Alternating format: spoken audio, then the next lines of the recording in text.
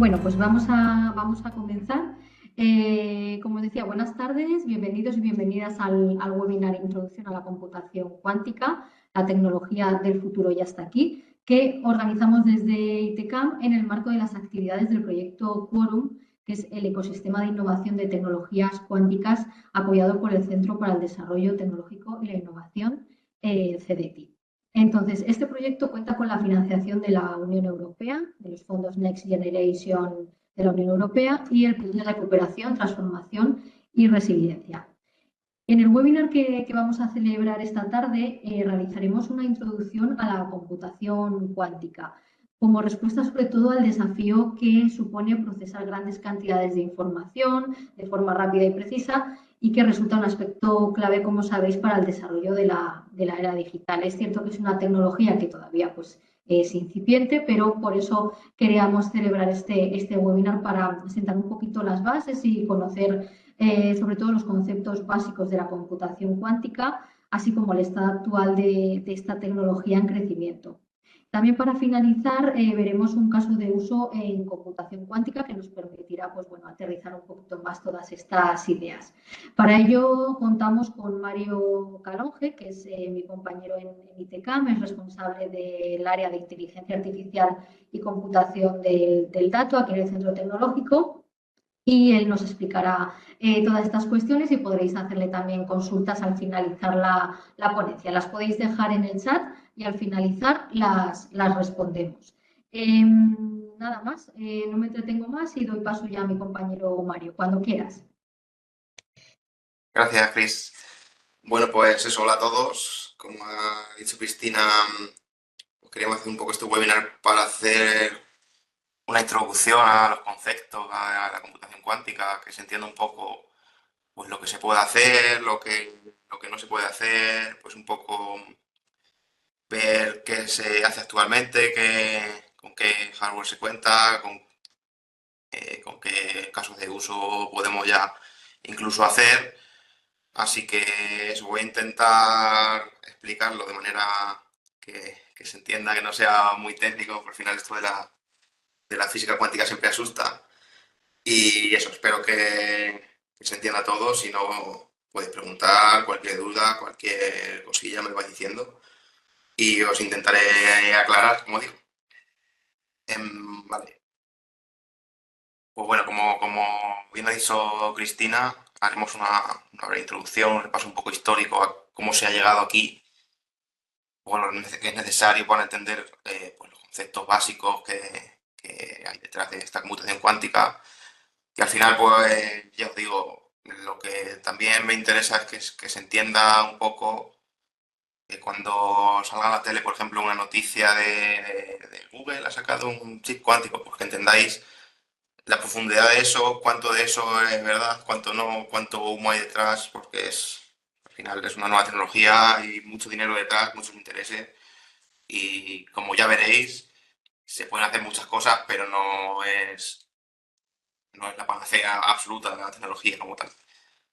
Y eso, bueno, lo veremos en el estado actual, os comentaré un poco qué hardware, qué empresas están metidas en esto, qué hay un poco detrás que se hace ya, a dónde se va a llegar en el corto medio plazo y, bueno, las áreas donde impacta un poco la tecnología, veremos varios casos de uso, veremos sobre todo 4 grandes áreas que son pues las que más afectadas se pueden ver por esta computación cuántica.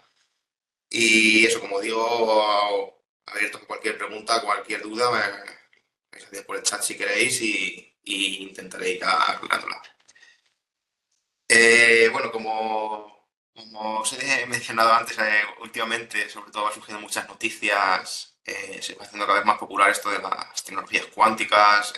Esta semana pasada o hace 2 semanas el chip cuántico que anunciaba Microsoft, que ha sido también muy sonado, el Majorana, que es un nuevo estado de la materia.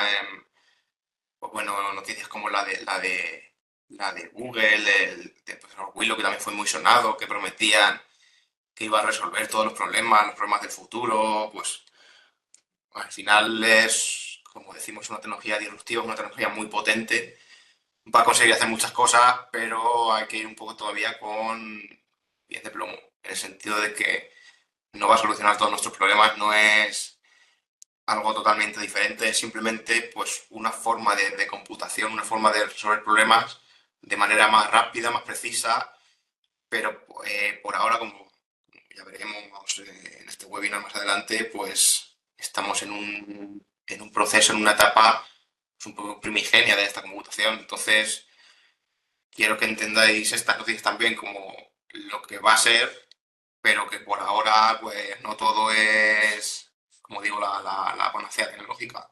Aún así se están consiguiendo cosas, eh, noticias como que se han demostrado experimentalmente la posibilidad de la teletransportación, incluso buenas noticias en España son los cuánticos, que ya el de Galicia ya está instalado. De hecho, empresas como Estrella Galicia se han sumado al uso de esta tecnología.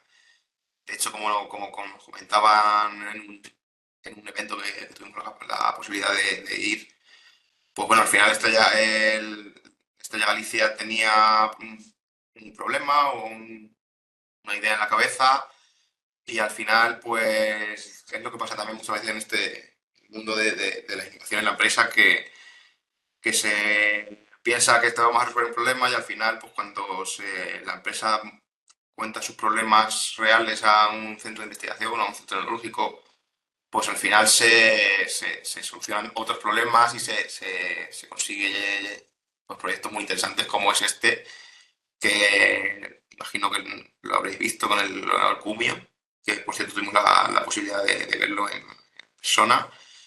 Simular la percepción del sabor de la cerveza, por ejemplo, con un ordenador cuántico. O sea, es que como les digo, las posibilidades que hay son muchas. Últimamente también ha surgido la noticia que en el BSC, en el Barcelona Supercomputing Center, pues se va a montar otro ordenador cuántico, esta vez con tecnología puramente europea. Es cierto que el ordenador de gallego pues tiene tecnología europea, mezclada con tecnología de Fujitsu, pero bueno, aún así, pues que para también que veáis que esto está llegando ya, que incluso a España están llegando ya ordenadores cuánticos reales. La potencia computacional no es mucha, no lo es, pero pues se están dando pasos y en el medio plazo se espera que realmente pues las empresas, la industria y todos se puedan beneficiar de esto. Para entender todo esto bien, pues quiero ir un poco atrás en el tiempo, explicaros un poco de dónde viene todo esto. Os pongo aquí en pantalla a los dos padres de la física cuántica como tal. Ambos no padres reconocidos, porque ambos pues no eran muy partidarios, por así decirlo, de la física cuántica. Tanto Max Planck con su idea de que la energía pues, funciona por paquetes, por cuantos, por eso de ahí la palabra cuántica, como bueno, Albert Einstein, que al final pues, el hombre quisiese no estaba metiendo los fregados, con el efecto fotoeléctrico, que fue por el que le dieron el premio Nobel, pues sentaron las bases de lo que es la física cuántica. Luego, pues también debérselo a estos hombres, imagino que son Heisenberg con su famoso sombrero de referencias de Breaking Bad, de la serie. Bueno, Heisenberg, Max Born en 1926, pues también sentaron las bases de la mecánica cuántica como tal. Sobre todo en las conferencias Solvay, como vemos aquí, bueno, como digo, Planck, Marie Curie, Albert Einstein, pues al final fueron los grandes físicos, los grandes científicos de la época los que desarrollaron esta mecánica cuántica. Como digo, pues en su momento fue complicado, fue difícil llegar a ello porque había adversarios como el mismo Albert Einstein que estaba en contra de la cuántica. Es famoso sus debates con Max Born, frase famosa de que Dios no juega a los dados con el universo por esta pues, naturaleza un poco probabilística que da la cuántica. Al final, pues todos conocemos también al gato de Schrödinger, el famoso gato de Schrödinger, que también es una paradoja contra la cuántica. Al final se usa para explicarla, pero realmente la idea surgió para ir en contra de ella. Y bueno, también por mencionar a Paul Dirac. Esto sentado en la base de la mecánica cuántica y ya un poco más centrado en nuestro tiempo, pues el padre de lo que es la computación cuántica como tal, pues es el conocido Richard Feynman, que bueno, pues tenía la idea eso de que si queremos simular procesos de la naturaleza con un ordenador, pues qué mejor que hacerlo con un ordenador que se base en esta propia naturaleza, en esta física cuántica. Y de ahí, pues en los años finales de los 80, principios de los 90, pues surgió sobre todo el que yo considero realmente el padre de la computación cuántica como tal, que es Davis Davis. Y bueno, os presento a Peter Shor y a los Brovers, que como veremos en unos minutos, pues bueno, fueron los que fueron los poco precursores de demostrar la ventaja real que ofrece la computación cuántica contra los ordenadores que tenemos actualmente. Eh, Conceptos básicos que haya que entender para la computación cuántica, pues sobre todo la superposición y el entrelazamiento. La superposición, yo creo que más o menos todos conocemos, o sea, pues, bueno, una vez hemos escuchado la idea del gato de Schrödinger, que está vivo y muerto a la vez. Pues al final, como os decía, esto fue una paradoja contra la cuántica, pero al final pues, nos consigue explicar de forma sencilla, un poco visual también, o gráfica, de qué es esto de la superposición, que al final un gato puede estar vivo o muerto a la vez, una partícula puede estar en un estado u otro a la vez. Realmente esta frase está un poco queda con pinzas y quiero matizar esto de las pinzas porque no es así, no es que esté en los dos estados a la vez, sino que puede, pues tiene la probabilidad, como decía antes de nuestra naturaleza probabilística, es probable que esté en un estado y esté en el otro. Hasta que yo no lo veo, hasta que yo no lo mido, hasta que no miro dentro de la caja del gato, no sé si está vivo o está muerto. Entonces, mientras yo no mire, está en ambos estados o puede estar en ambos estados a la vez. Pues este fenómeno de superposición es lo que le da esa potencia computacional, esa potencia de manejo de la información, de ese manejo de gran cantidad de datos, porque al final se aprovecha este concepto para computar, para resolver problemas con algoritmos en un ordenador. También muy importante el fenómeno del entrelazamiento, ¿vale? Que, bueno, al final también es un concepto sencillo, que al igual que con la superposición, decimos que dos estados, o sea, una partícula o un estado cuántico de un ordenador puede estar en dos estados a la vez. Con el entrelazamiento, esos estados los entrelazamos, es decir, un estado depende del otro. Y esto se ilustra muy bien con, pues imaginemos que tenemos dos bolas, una azul y una roja. Si sabemos esos colores, pero los tapamos, automáticamente cuando yo mire una y vea que es azul, la otra automáticamente es roja. Es decir, el estado de una, cuando yo miro y miro que una está en un estado, me afecta instantáneamente al estado del otro. Esto se ha demostrado con experimentos que es real, que existe, de hecho. Albert Einstein estaba muy en contra de esto, las paradojas que él hacía, contra la cuántica, la famosa paradoja de PR, era porque esta idea pues, es un poco chocante contra los principios del universo. O sea, no creíamos que el universo funcionase así. Pero ya como yo digo, esto está demostrado experimentalmente. De hecho, los famosos laboratorios Bell, los estados entrelazados en computación cuántica llevan el nombre de Bell, porque fue este hombre el que demostró que realmente pues, Albert Einstein estaba equivocado y existe la superposición y existe el entrelazamiento. ¿Vale? ¿Qué conceptos tenemos que entender para la computación cuántica? Bueno, como digo, no es algo tan diferente. Es, al final, pues, es computar, es usar un ordenador, pero con los matices, con este agregado de los conceptos de la mecánica cuántica. ¿Por qué? Porque un ordenador clásico funciona con bits y, como sabemos, pues estos bits pueden ser unos o ceros. Siempre se ha dicho, los ordenadores trabajan con unos y ceros. Pues es porque realmente ese bit, esa unidad mínima de información, realmente funciona con unos y ceros. Los 8 bits forman un byte, pues bueno, al final es como se computa actualmente, como nuestros ordenadores funcionan, ¿vale? Ordenadores móviles, tablets y cualquier aparato electrónico.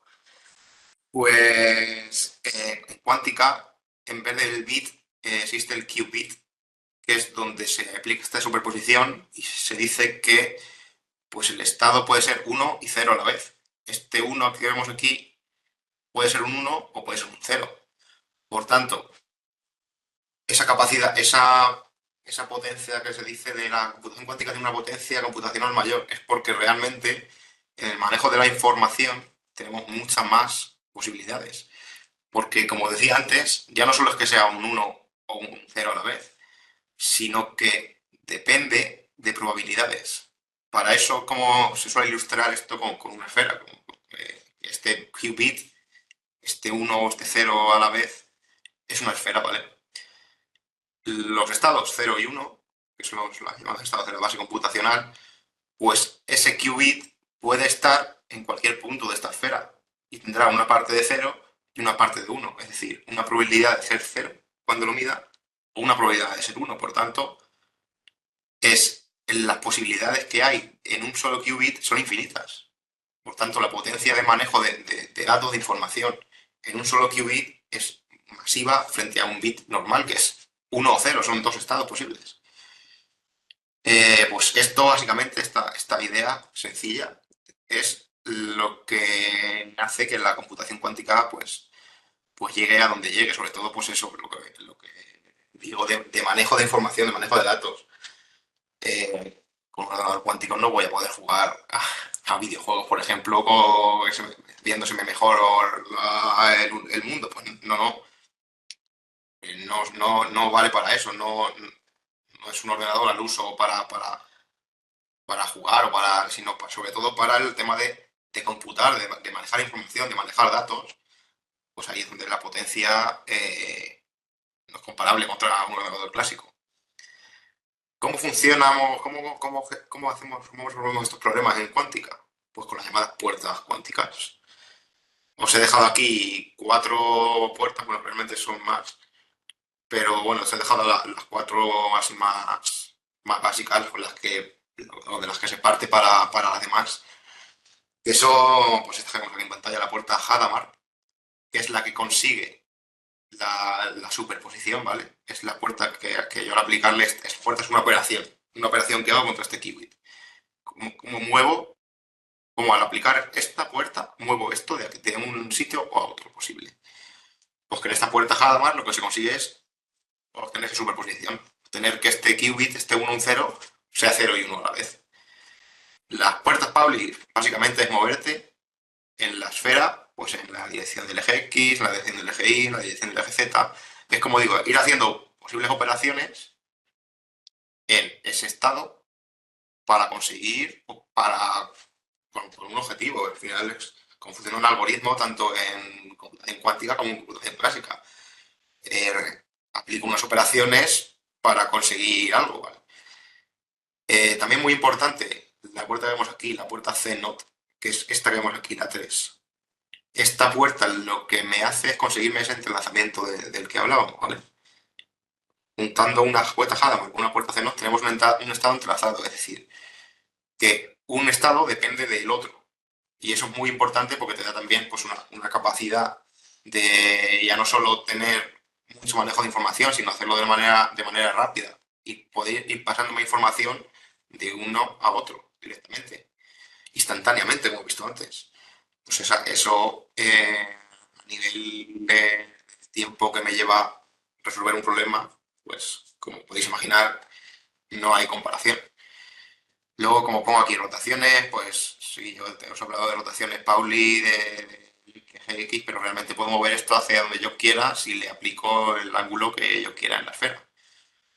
Pues todo eso al final se traduce, o lo traducimos nosotros como digamos, circuito cuántico. Al final es un pentagrama, es como un pentagrama donde yo voy poniendo filas, cada fila sería uno de estos, y yo voy aplicando esas operaciones para llegar al objetivo que yo busqué.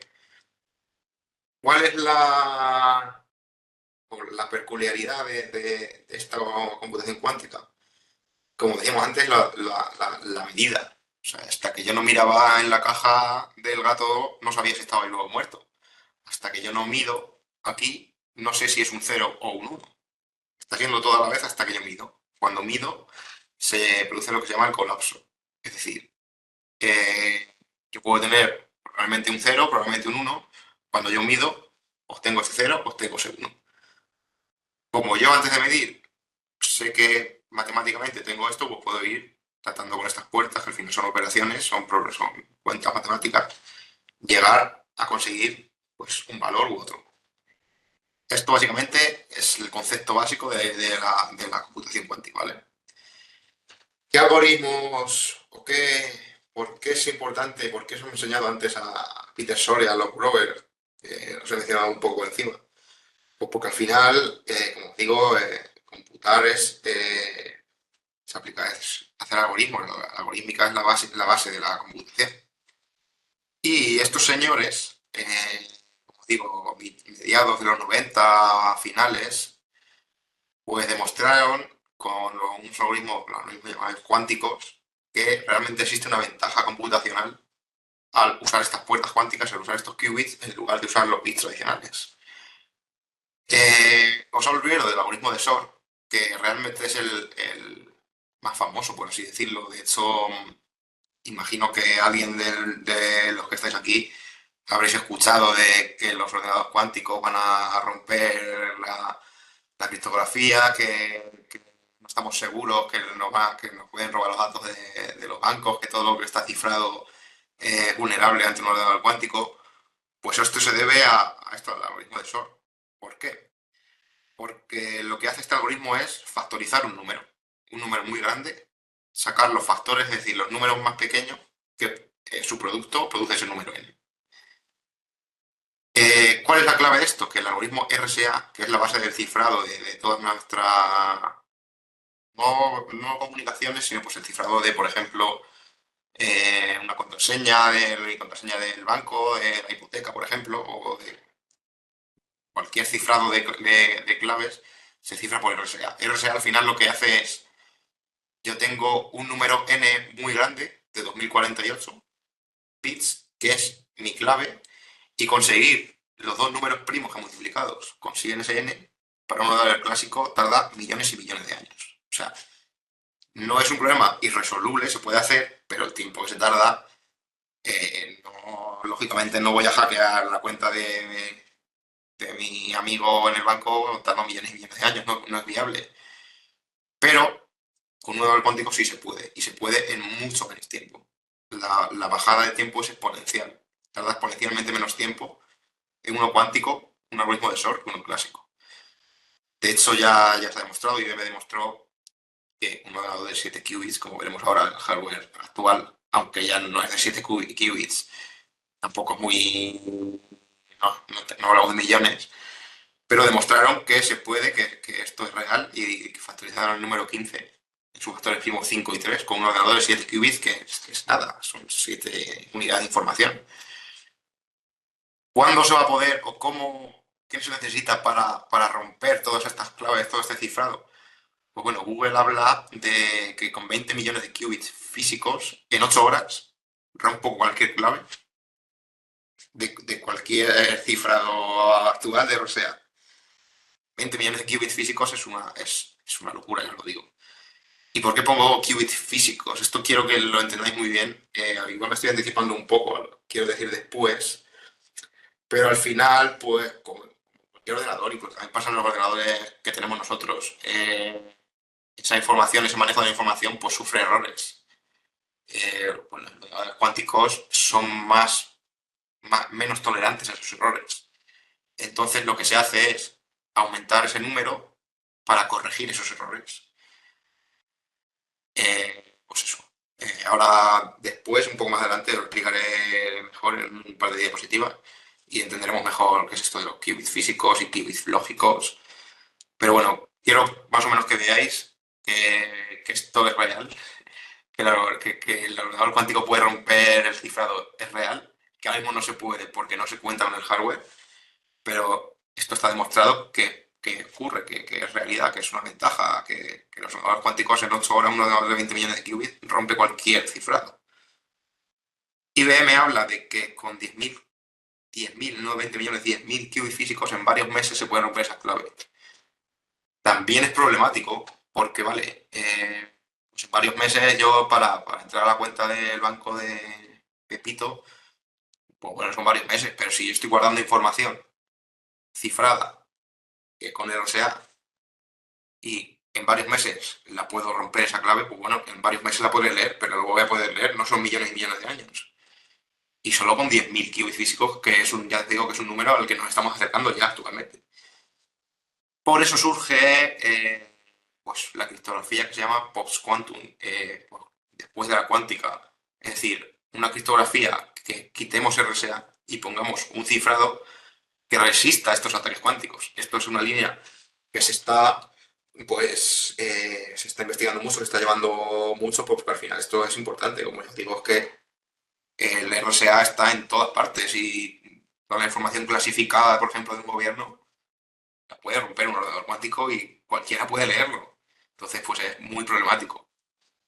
Pero aún así, aunque ya te digo, os digo que sea el más famoso, el más sonado por romper todo el cifrado, para mí realmente no es el algoritmo cuántico básico principal y el más potente. El más potente, para mí sin ninguna duda, es el algoritmo de Grover que vemos aquí. Y diréis, ¿qué dice este loco? ¿Me estás comparando romper el cifrado de todos los documentos que existen en Internet con buscar elementos en una base de datos no estructurada? Porque eso es lo que hace el algoritmo de Grover, buscar elementos en bases de datos. ¿Qué ocurre con el algoritmo de Grover? De hecho, la ventaja que tiene es mucho menor que la de Shor. Hablaba de que la caída de tiempo ya os digo, de 8 horas a millones de años. Aquí reduzco de n a raíz de n. Es decir, si tengo 100 elementos en una base de datos, si yo me pongo a buscar uno por uno, al final es como cuando te buscas las llaves en los bolsillos, pues siempre se dice, siempre están en el último bolsillo que miras. Pues esto es igual, o sea, yo tengo en elementos, puede que a la primera búsqueda encuentre ese elemento, o puede que tenga que mirar todos hasta que lo encuentre. Por tanto, la complejidad que se llama es n, es el número de elementos. Con un número cuántico lo único que hago es reducirlo a raíz de n. Si son 100, pues tendré que hacer 10 búsquedas. No es tanta potencia, pero ¿qué pasa? Que esta búsqueda de elementos está en todas partes, en múltiples aplicaciones, como vemos aquí. Por ejemplo, en criptografía también aplica. ¿Por qué? Porque el cifrado AES 256 normalmente se ataca por fuerza bruta. Voy buscando esa clave por fuerza bruta. Si en vez de tener que hacer n búsquedas, tengo que hacer raíz de n, ya os digo yo que cuando este número es grande, se nota mucho la diferencia de tener que hacer n ataques a tener que hacer raíz de n ataques. Colisión de hashes, problemas, por ejemplo, de combinatoria, de optimización. Al final, muchos problemas que existen y existen, por ejemplo, en la industria también, son problemas que tienen muchísimas soluciones posibles. Buscar una solución en un espectro de soluciones masivo pues es complicado. Por eso os digo que esta búsqueda de bases de datos, aunque parezca una tontería, está en todas partes. En genómica, por ejemplo, en la vacuna del COVID ya se usó cuántica para, eso ya lo veremos un poco más adelante, pero se usó porque al final, pues, para crear una vacuna, para crear un fármaco, necesito probar muchas cosas, experimentar y ir probando muchas combinaciones de diferentes elementos químicos, biológicos. Si yo me reduzco ese espectro de búsqueda, pues al final lo que hago es que en vez de tardar 50 años en crear una vacuna, tarda un año y no nos morimos todos. En inteligencia artificial también, en busca de patrones, ya os digo, los problemas de búsqueda están en todas partes. Y por eso os digo que este realmente es el algoritmo clave que demuestra la ventaja computacional que tiene la cuántica frente a los ordenadores que tenemos actualmente. Al final de este webinar voy a presentaros varias, como he dicho, las áreas de impacto, donde veremos los casos de uso posibles y entenderemos mejor qué tipo de problemas puedo solucionar con algoritmos como el de Grover en industria, por ejemplo. ¿Vale? Y bueno, pues esos serían un poco los conceptos básicos que quería que entendiésemos de la cuántica para deciros que ahora mismo todo esto no se puede hacer. ¿Por qué no se puede hacer? Pues porque nos encontramos en la llamada era NICS de las siglas en inglés de Noisy Intermediate Scale Quantum, es decir, ordenadores ruidosos de escala intermedia, es decir, ruidosos, tienen errores, o sea, le afectan mucho pues, posibles vibraciones, posibles interferencias con campos magnéticos, incluso cuando visitábamos, cuando os he dicho antes que visitamos en Galicia este ordenador cuántico, el QMI, nos decían que estaban pensando que la presencia de personas cerca afectaba a estos qubits. ¿Por qué? Porque no se tiene ahora mismo la tecnología para aislarlos de tal manera que no sufran esos errores. O incluso no se va a poder aislar del todo. Y como decía antes, se van a tener que utilizar muchos qubits para corregir esos errores. Por tanto, en la cantidad de qubits físicos que vamos a tener, qubits reales, palpables, para conseguir la potencia de uno, pues es mucha. Por eso el hardware es limitado. Porque además, ahora entraré un poco a explicaros qué tipo de tecnologías se usan para crear estos ordenadores, pues es limitado porque tecnológicamente, pues, todavía seguimos limitados con ciertos materiales. También son materiales que en algunos casos son muy costosos, cuestan mucho dinero, entonces, pues, estamos ahí en una era de que, porque es un quiero y no puedo ahora mismo. ¿Cuándo se va a poder? Pues no es una ciencia cerrada, no se puede decir en el año 2030 o en el 2027. Normalmente se habla de que a finales de los 2030 se va a salir de esta era Nix y realmente ya vamos a tener ventaja cuántica real en solución de problemas. Por ejemplo, en 2015 fue el procesador de Google, el Sycamore, que anunciaron que la ventaja cuántica, pero claro, es para problemas muy concretos. Es como, por ejemplo, imaginaos el cubo de Rubik. Si yo sé cuáles son los movimientos para solucionar el cubo de Rubik, voy a tardar mucho menos en hacerlo que alguien que no lo sabe. Pues esto es igual. Tiene ventajas, sí, pero en problemas muy preparados. Realmente no hay una ventaja universal, todavía no la hay, porque estamos limitados a los errores y al hardware. ¿Qué tipo de hardware hay? Pues aquí os he puesto los principales, ¿vale? Sobre todo el que más se ha incidido, el que más se ha como explotado estos últimos años son los qubits superconductores. Superconductores. ¿Quién son los mayores fabricantes de qubits superconductores? Pues sobre todo IBM, Google y empresas como Rigetti americana, pero sobre todo eso, IBM y Google. IBM por ahora va a la cabeza de la carrera cuántica, como se dice, y apuestan por los qubits superconductores. ¿Cuál es la potencia de esto? Porque al final toda la tecnología que se tiene para crear chips de ordenadores clásicos se puede aprovechar para crear chips superconductores. Por lo tanto, la escalabilidad que se puede tener, la fabricación en masa que se puede tener de los superconductores, pues es muy superior. ¿Cuál es el problema? Estos qubits superconductores trabajan a 10 milikelvins, es decir, a menos 273 grados centígrados. Cercana a la temperatura que se llama el cero absoluto, o sea, no se puede estar más frío ya. ¿Qué pasa? Eso, además de ser costoso conseguir que esté en ese régimen superconductor, pues es muy, muy, muy intolerante ante errores, porque está en unas condiciones muy, muy, muy específicas. Por tanto, se pueden hacer mucho, pero son muy poco tolerantes a errores. Hay que hacer muchos para que funcionen con esa potencia computacional. Por tanto, se estudian otras tecnologías. Por ejemplo, también son muy sonadas las ion traps, las trampas de iones, que de hecho quiero hacer mención aquí a Ignacio Cirac, que es un investigador en cuántica español, ¿vale? Que es candidato a premio Nobel, que fue pues de esos primeros físicos que apostaron por este estudio de los iones de las ion traps para su implementación en ordenadores cuánticos. Empresas que están en esto, pues por ejemplo IonQ, Quantinuum, la antigua Honeywell. ¿En qué son buenas las trampaciones? Pues al final esto es un ion que se atrapa mediante campos magnéticos. Lo atrapas en el espacio, en un sitio preciso, y mediante pulsos de láser lo vas controlando, lo vas cambiando. Esas puertas cuánticas de las que hablábamos antes, aquí serían pulsos de láser, son pues, enchufarle con el láser o enchufarle de una manera, o en una dirección o en otra.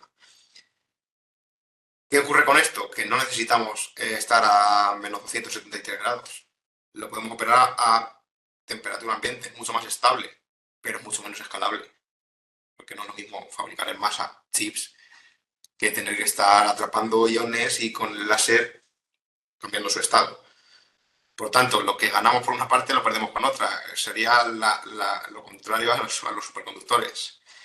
¿Qué es lo bueno de esto? Que, por ejemplo, IBM en su ordenador actual, el Cóndor, que es el más potente, son 1100 y algo qubits. Realmente qubits lógicos pues, tiene pocos. Son todo qubits para corregir esos errores. En las Ion Traps no pasa eso. ¿Qué pasa? Que los ordenadores de Ion Traps tienen 26 qubits. O sea, es nada. Es como estos antiguos ordenadores clásicos que eran gigantes y no podías ni abrir un disquete. Pues igual. Más tecnología, fotónica. También se está haciendo muchos estudios en qubits en fotónica. ¿Por qué? Porque son muy escalables. Es decir, no tenemos ese problema de que había en las entradas de atrapar ese ion. Son muy estables también, pero son muy difíciles de producir. ¿Por qué?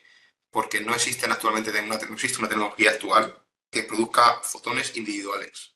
Al final, un fotón, un láser, el típico láser que vemos, la luz roja, son muchos fotones pasando, millones y millones y paquetes de fotones.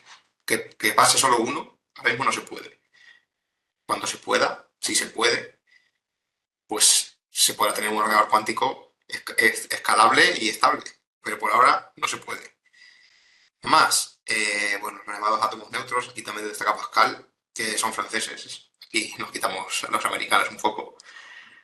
Y pues de nuevo, estos son átomos fríos, se manejan también por láser, son tienen una alta conectividad entre ellos, que también es importante, ya no solo que haya muchos qubits, sino que sean capaces de comunicarse entre ellos, de ese cambio de información, de representar ese entrelazamiento.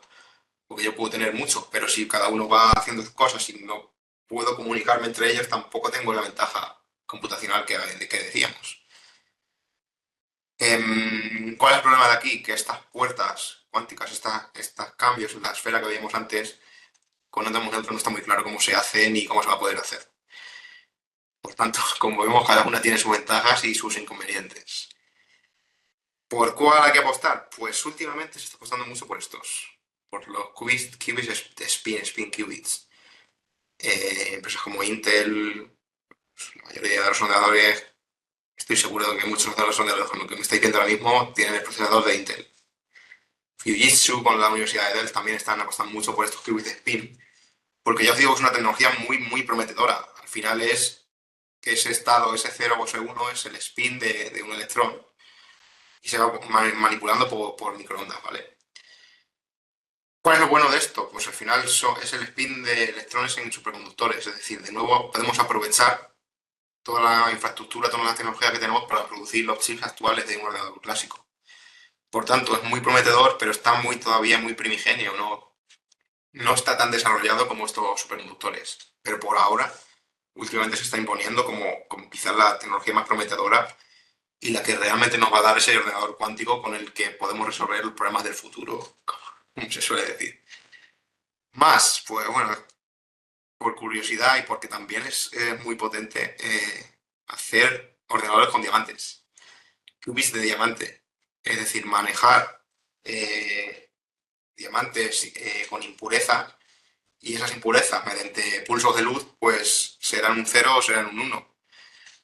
De nuevo, es una tecnología muy jalable. Bueno, jalable no, porque es muy caro, porque imagino, sabéis lo que cuesta un diamante, pues imaginaros hacer un ordenador cuántico con diamantes. Lo que pasa es que es muy estable, casi no es súper tolerante a errores. Y luego, como os anticipé al principio, Microsoft, al final esto es una carrera cuántica y al final pues el que saque el ordenador cuántico pues ganará la carrera y el que no lo consiga sacar pues habrá invertido para nada, no ganará. Microsoft estaba detrás de la carrera y ahora pues se han inventado un poco un nuevo estado de la materia, ¿vale? Yo me reservo mi opinión ante esto. Creo que es pues, que cuando algo en ciencia no lo consigues demostrar con pruebas reales, con experimentos reales, pues algo huele mal. Yo no quiero decir que no sea que no pueda llegar a ser la tecnología que vayamos a usar luego, porque al final Microsoft nunca parará de sorprendernos, pero porque suene tan bien que no sabemos tampoco muy bien cómo funciona, porque tampoco han sido muy claros, pero es la apuesta de Microsoft por tener el ordenador cuántico. Se llama los qubits topológicos, ¿vale? Eh, pues eso, ¿qué más? ¿Cómo puedo usar yo estos ordenadores cuánticos? Pues que, no sé si imagino alguien de aquí habrá usado computación en la nube, usar tarjetas gráficas en la nube a través de AWS, por ejemplo.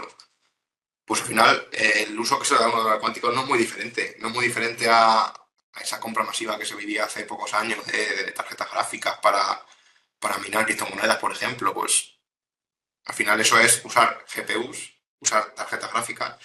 Pues al final el futuro que se le da a un ordenador cuántico es como una unidad de procesamiento alternativo a la GPU. Más potente que una GPU, pero para un proceso en concreto. ¿Cómo se puede usar? Pues a través de la nube ya es posible acceder a estos recursos, a través, por ejemplo, el IBM Quantum Lab, que se llama, antes era gratuito, te dejaban 10 minutos, ahora creo que ya ni dejan, no lo sé. Y sobre todo también se está poniendo mucho a Amazon, a AWS. Existen muchos de estos ordenadores que os comentaba antes, están incluidos en Amazon Bracket, es verdad que son caros, pero cualquiera con una cuenta de AWS puede usar un ordenador cuántico. También ocurre lo mismo con Google, con el Quantum AI. También existen simuladores cuánticos, que es muy interesante. Pues al final es aprovechar esta ventaja de la algorítmica que veíamos, pero ejecutándolo con un ordenador clásico. Claro, no se puede usar, no se puede hacer un simulador de miles y millones de qubits, porque un ordenador clásico no te va a tirar eso. Pero para resolver problemas actuales, pues existen simuladores que además son gratuitos, es código, la mayoría o algunos open source. Y pues para resolver pequeños problemas y hacer pruebas de concepto son más que viables. También quiero haceros mención al llamado annealing, ¿vale? Que no es o sea, no es un ordenador cuántico realmente, porque no es universal, no se puede hacer todo con él. Pero para resolver problemas de optimización, que ahora veremos qué son estos problemas de optimización, lo veremos enseguida. Pues bien, pues cumplen su función y casi ya igualan. Aquí ya en este caso casi sí, no del todo y bajo algunas consideraciones, pero permiten resolver problemas al igual que un ordenador clásico. Sobre todo por el proveedor D-Wave, que es quizá el mayor proveedor, también ofrece servicio en la nube para usar estos ordenadores de annealing. También lo usa Fujitsu en su Digital Annealers. Como digo, ya hay un ordenador cuántico en España. En Galicia se va a poner otro en Barcelona para proyectos de envergadura, sobre todo de investigación, pues imagino que se podrá acceder.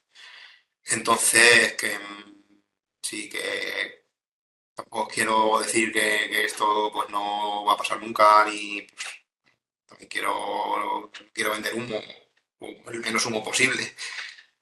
No se pueden hacer cosas, pero algo se puede hacer.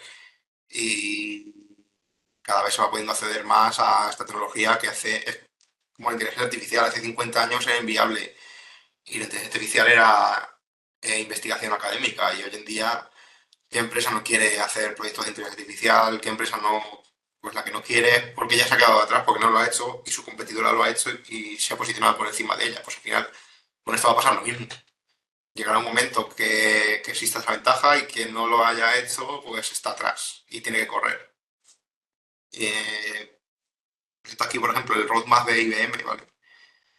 Que prometen que en el año 2029, al igual que también lo promete Google, tendrán un ordenador cuántico tolerante a fallos. Es decir, lo que hablábamos antes de estos errores, no se van a producir, o sí se van a producir estos errores, pero se van a corregir, ¿vale? 2033, según IBM, en 2033 tenemos un ordenador de miles de qubits lógicos. Un ordenador de 1000 qubits lógicos se puede romper, o sea, no en horas, pero igual en días. 2033 no está tan lejos, estamos a 10 años. ¿Se va a cumplir esto? ¿No se va a cumplir? Pues depende a quién le preguntes. Si le preguntas al CEO de Nvidia, pues te dirá que no, tampoco le interesa. Si le preguntas a IBM, te dirá que sí.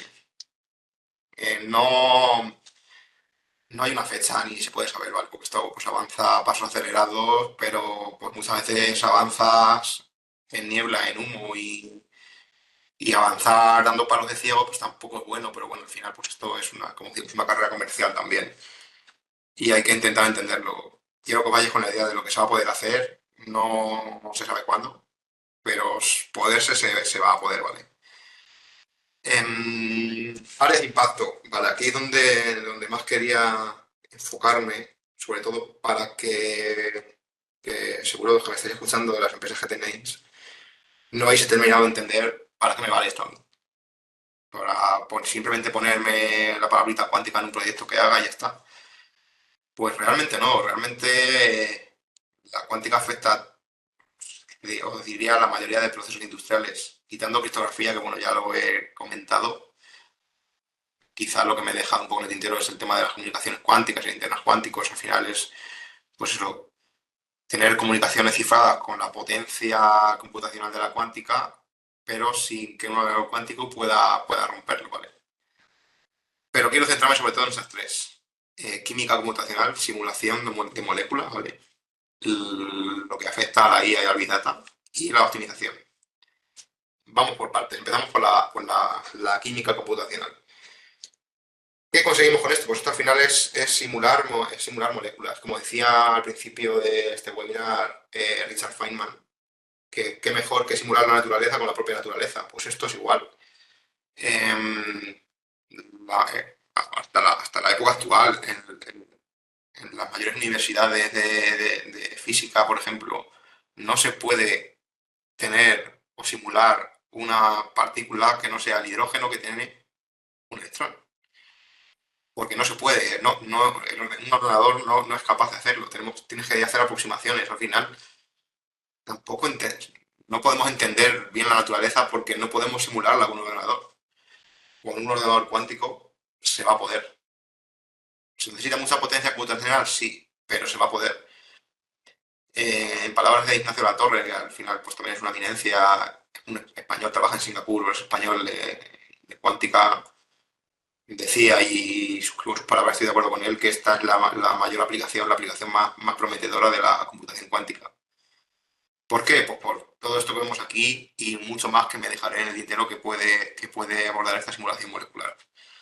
Como un poco decía antes, industria farmacéutica, pues el ahorro en tiempo y en costes de experimentación, por ejemplo, como se hablaba antes de la vacuna, de sacar nuevos medicamentos, de esas pruebas, de esos experimentos, de esas pruebas que tengo que ir haciendo, pues quitarme soluciones, quitarme posible y centrarme en las que realmente me van a aportar algo, ese ahorro en costes y en tiempo que tengo, pues al final me hace que mi medicamento salga y el de mi competidor no. O que pueda curar el cáncer antes o no lo pueda curar. Alzheimer, pues cualquier fármaco, al final lleva mucho tiempo de pruebas y más contra una enfermedad que no se conoce, como pasó por ejemplo con el COVID. Pues el papel que tiene la simulación, la cuántica en farmacia es totalmente rompedor. Existen muchísimas empresas que se están apostando de lleno, empresas farmacéuticas por esto y también esto es bueno para la computación cuántica porque al final por las farmacéuticas mueven muchísimo dinero porque mueven muchos intereses. Al final cuando uno está malo, cuando alguien busca salud, la salud es lo más importante. Y como digo, es quizá la industria donde más va a aportar esta cuántica porque más se va a apostar por ella. En nuevos materiales también, el diseño de baterías que no usen litio, por ejemplo, hoy en día, con todo el boom de los coches eléctricos, como estamos rodeados de baterías. Al final, pues necesitamos baterías muy potentes, que duren mucho, pero que no usen litio, porque litio es muy poco. Pues esa búsqueda de nuevos materiales para diseñar baterías, de nuevo, si puedo simularlas en un ordenador y no tener que irme al laboratorio o a probarlo, pues es un ahorro en costes y en tiempo brutal. En catalizadores también. Normalmente los catalizadores, sobre todo por ejemplo para la producción de hidrógeno, se basan en- en elementos preciosos como el platino. El platino es muy caro. Si yo puedo encontrar un elemento, un material que funcione igual, que sea más barato, pues al final estoy teniendo una ventaja brutal. En fertilizantes también, limpios, que no provoquen, que no añadan más cambio climático todavía, que no generen CO2. Ya os digo, en producción de hidrógeno, en producción de amoníaco también. Sí, las posibilidades de los nuevos materiales son infinitas. Incluso veíamos antes los materiales superconductores. Si con la computación cuántica puedo buscar un nuevo material superconductor, pues al final esto es una rueda y se va realimentando. Por eso os decía que esta es la aplicación más importante de todas. Pero es un sector, quizá un sector más específico, que bueno, el sector de la energía pues toca muchas ramas, pero sí, es un sector más específico, no es algo tan horizontal como puede ser la IA y el Big Data. Bueno, al final, ¿por qué ha pegado este boom la IA últimamente, en estos últimos años? Pues porque hace 20 años, bueno, y hace 80 años ya existía esa idea de la IA académicamente, pero no teníamos un ordenador con el que poder manejar esas cantidades de datos. No lo teníamos, era imposible hacerlo. Ahora, con las tarjetas gráficas de hoy en día, se puede hacer y por eso ha pegado este boom la IA. Pues, como decíamos antes, si un ordenador cuántico es capaz de manejar más eficientemente, más rápido y mejor la información, pues aportará una ventaja mayor a la inteligencia artificial, el Big Data, con el llamado Quantum Machine Learning, usar circuitos cuánticos, usar conceptos de algoritmos de la mecánica cuántica, de la computación cuántica para, pues, hacer que las máquinas piensen por sí mismas. Un poco populista este último, pero bueno. Eh, Redes neuronales, al final, os digo, mejor procesamiento de datos es la potencia computacional al servicio de la guía, que al final pues está ya en cualquier proceso y ya está más que demostrado que la inteligencia artificial en cualquier proceso industrial, en cualquier cosa, aporta una ventaja brutal y es pues, quizá junto al fuego y al internet es pues, de las revoluciones más grandes de la raza humana, ¿vale? Y quería centrarme sobre todo, porque también por la parte que nos toca a ITCAM como tal, que es los problemas de optimización. Al final esto es más aplicar la algorítmica y la solución de problemas muy centrados en la industria. Al final, pues eso, nosotros somos un centro tecnológico industrial, nos centramos mucho y es quizá donde más impacto podemos tener es en problemas de optimización, sobre problemas de optimización, ¿vale? ¿Qué son estos problemas de optimización? Pues son cualquier problema que pueda tener muchas posibles soluciones, muchas posibles variables, ¿vale? Estos problemas que tienen muchas posibles, pues, un número muy grande de diferentes posibilidades, de distintas combinaciones, convierte esos problemas en lo que se llama NP-hard, es decir, problemas que son no, no irresolubles, pero muy difíciles de resolver o mucho tiempo en un ordenador clásico. Que aquí es donde la ventaja que veíamos antes de un ordenador cuántico, ¿vale? ¿Qué son problemas de optimización? Pues problemas de logística, por ejemplo, de enrutamiento de vehículos, de manejo de flotas de vehículos. Cuando yo tengo un vehículo y quiero visitar muchas ciudades, muchos nodos, pasando una sola vez por ellas, tener la solución óptima con un ordenador clásico es prácticamente inviable. No te garantiza, no es que sea inviable, sino no te garantiza que esa solución sea óptima, pero que esa solución sea óptima significa igual en dinero, mucho ahorro de dinero, mucho ahorro en kilómetros que recorro, mucho ahorro en lo que me gasto en gasolina, mucho ahorro en el tiempo que tardo en llegar a mis clientes, a llevarles las cosas. También lo que puedo tardar en cargar un camión en el almacén, por ejemplo, o la eficiencia que tendría cargando ese camión. Pues al final el ahorro que se tiene en el mundo real resolviendo estos problemas es muy, muy grande. Planificación de tareas, por ejemplo, también. Al final tengo muchas personas que tienen que hacer muchas tareas de muchos proyectos. Y esas tareas tienen sus tareas. Pues al final eso va creando muchas posibles variantes y todas esas combinaciones de esas variantes son soluciones posibles. Esa búsqueda de la mejor solución, de la solución más óptima, con un ordenador cuántico se garantiza que vas a tener la solución óptima. Y la solución óptima es la que más dinero ahorro. la que menos tiempo hago todas esas tareas, planifico todas esas tareas. En finanzas, en optimización de carteras de inversión, en optimización de portfolios, pues al final también, si yo tengo una cartera de activos y quiero ir invirtiendo para maximizar la ganancia, minimizando el riesgo, las posibles variantes que hay son muchísimas. Pues con el ordenador cuántico me garantizo que yo voy a tener el máximo de ganancias, el máximo de inversiones con el mínimo de riesgo. En energía, hoy en día con todas las fuentes diferentes que tenemos de energía, de que si fotovoltaica, que si biomasa, que si gas, que si eléctrica, que si eólica, pues como os digo de nuevo, cuándo no encender esa fuente de energía? ¿Dónde ponerla? ¿Cuándo vender a red eléctrica? ¿Cuándo comprar de red eléctrica energía? ¿Cuánto me cuesta? Al final, todo eso son posibles variantes que te dan un espectro de posibles soluciones gigante. Pues de nuevo, con cuántica reducimos ese espectro muchísimo y conseguimos tener la solución más óptima, que es la que al final se va a traducir en la que menos me cuesta. Posibles variantes de esto, pues que mm, podría seguir diciendo problemas y no parar. Por eso, también como comentaba antes, como problemas de Galicia, al final nosotros podemos tener una idea de estos problemas, pero muchas veces nos viene una empresa y nos cuenta sus problemas y a nosotros nos ocurre, pues claro, esto lo puedes resolver con computación cuántica o lo puedes resolver con IA.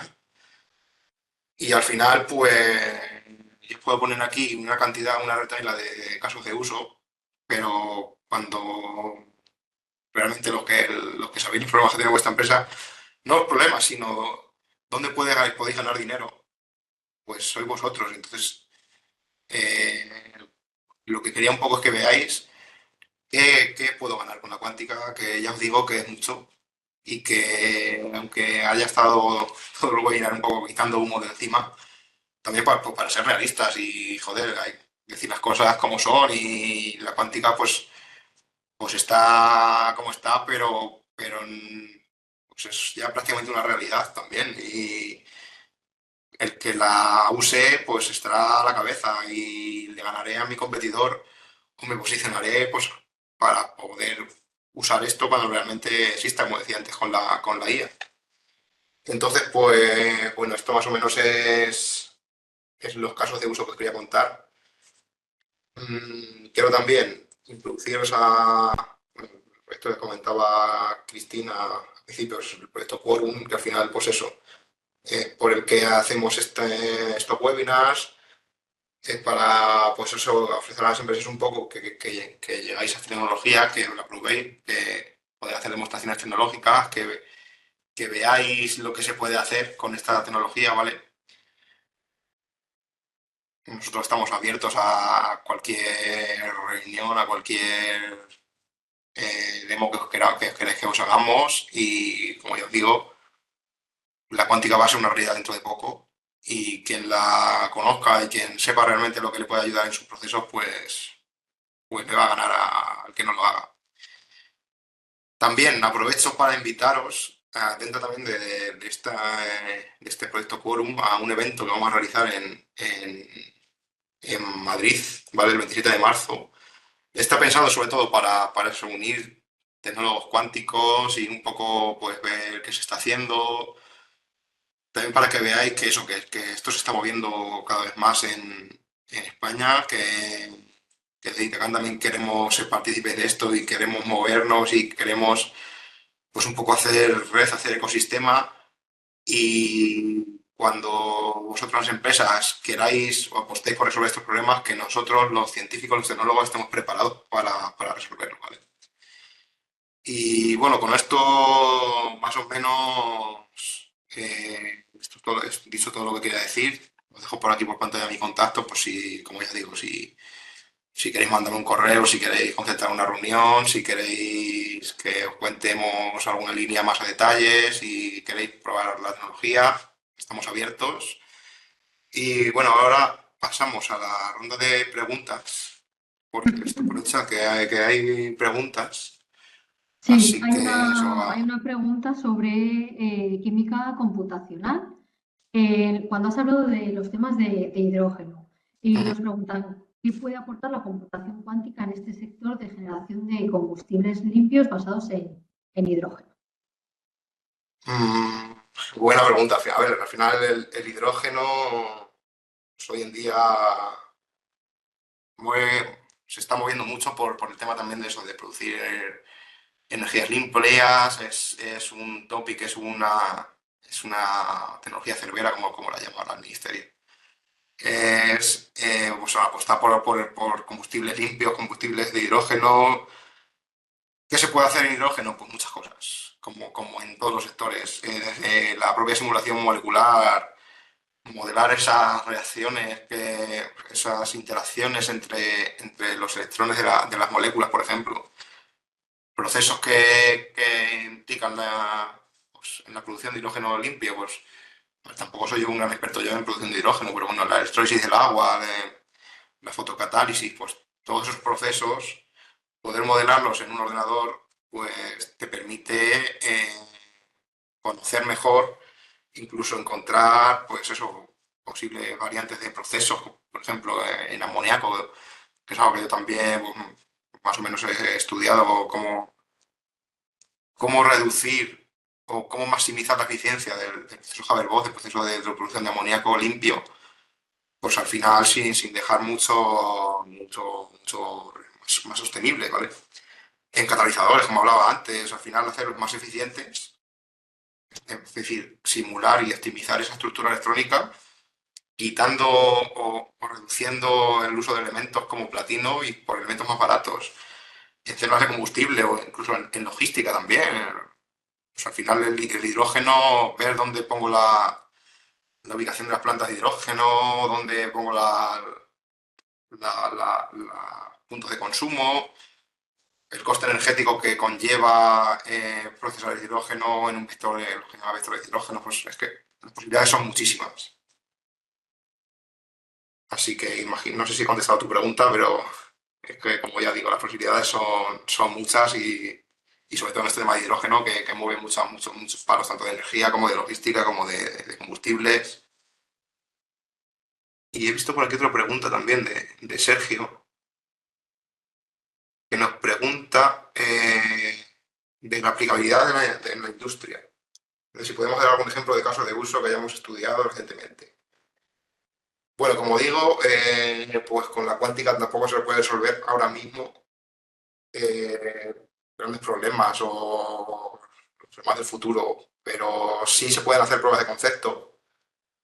Por ejemplo, una aplicada a la industria, una prueba de concepto que hicimos relativamente hace poco para una empresa de corte de planchas de titanio, ¿vale? Pues al final tienen máquinas que funcionan pues, ellos tienen que cortar piezas de diferentes tamaños y tienen máquinas que, pues algunas son más eficientes cortando un tipo de pieza, otras son más eficientes cortando otro tipo de pieza.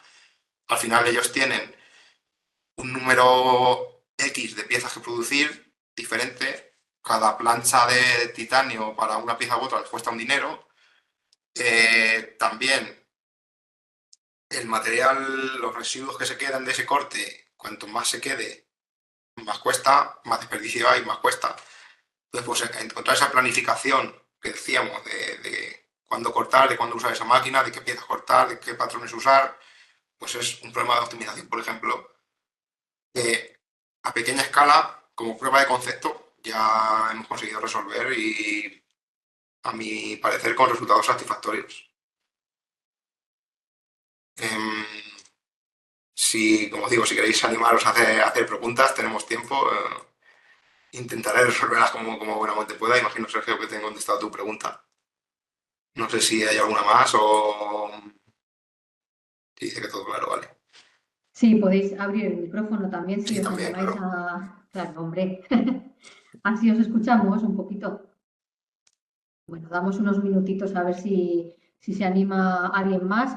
Y nada, deciros que os vamos a enviar la presentación de Mario al correo que nos habéis facilitado en la inscripción y también esta sesión se está grabando, así que os enviaremos también el enlace para que podáis revisar de nuevo el webinar.